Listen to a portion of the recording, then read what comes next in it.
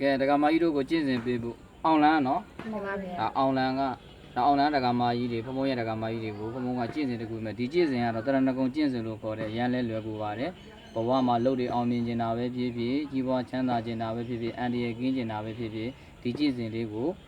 ဘယ်လိုအချိန်ကစကျင့်ရမှာလဲဆိုရင်မနေ့အိယာထားရင်တခါညအိယာဝင်တခါလှုပ်တဲ့ဝင်ရင်တခါအဲ့လိုမျိုးကျင့်ပေးရမယ်အဲ့တော့ကျင့်ရမယ်ကျင့်တယ်လွယ်လွယ်လေးပဲနံပါတ်1ဒီမှာကြည့်မယ်ဒါနှလုံးသားလို့ခေါ်တာပေါ့နော်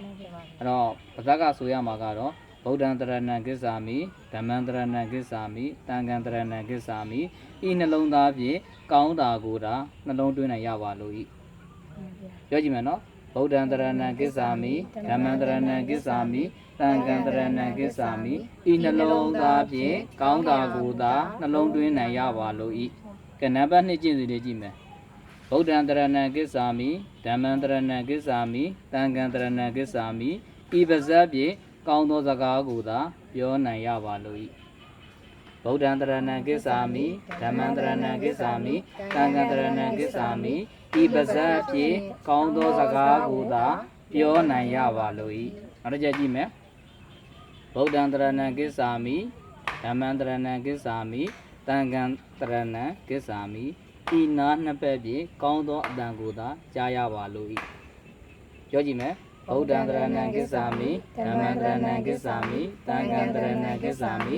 ဤနာနှစ်ဖက်ဖြင့်ကောင်းသောအတန်ကိုသာကြားရပါလို့ဤမှတ်ထားနော်ကဲနောက်တစ်ခုလာမယ်ဗုဒ္ဓံတရဏံကိစ္ဆာမိဓမ္မံတရဏံကိစ္ဆာမိသံဃံတရဏံကိစ္ဆာမိဤမျက်စိနှလုံးဖြင့်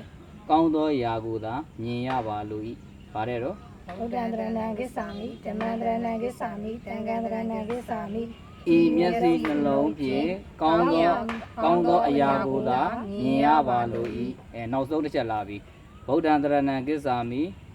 ဓမ္မံတရဏံကိစ္ဆာမိသံဃံတရဏံကိစ္ဆာမိဤကောင်းနှင့်တွဲထားသောအုံနောက်ဖြင့်ကောင်းသောအရာကိုသာမှတ်မိရပါလို့ဤ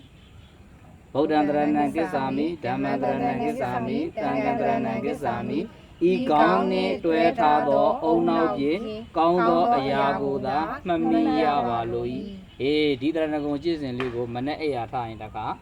ညအိယာဝင်တခါလှုပ်တဲ့ဝင်တခါအဲ့လိုပုံမှန်လေးလုပ်ပေးမြဲတမ်းလုပ်ပေးအဲ့ဒါဆိုလို့ချင်းရာအောင်မြင်တယ်မိမိဖြစ်ခြင်းတဲ့ຢာတွေဖြစ်တယ်အဲ့တော့ကိုချစ်ချွနေတဲ့ဓမ္မမိတ်ဆွေတော်မျိုးတော်သူတော်ကောင်းများလည်းပဲဒီတရဏဂုံကျင့်စဉ်လေးကိုမှတ်ထားပါကြွေနီးလမ်းမှန်ကျင့်ခြင်းတဲ့သူတို့ချင်းတော့ဖုံဖုံရဲ့အကြောင်းမှာယခုလိုပဲလာရောက်ပြီးတော့တရဏဂုံကျင့်စဉ်လေးလာရောက်ပြီးတော့ကျင့်လို့ရပါတယ်ပေါ့နော်ကဲဒီမှာစာရုပ်ကလေးမှတ်ထားမယ်နော်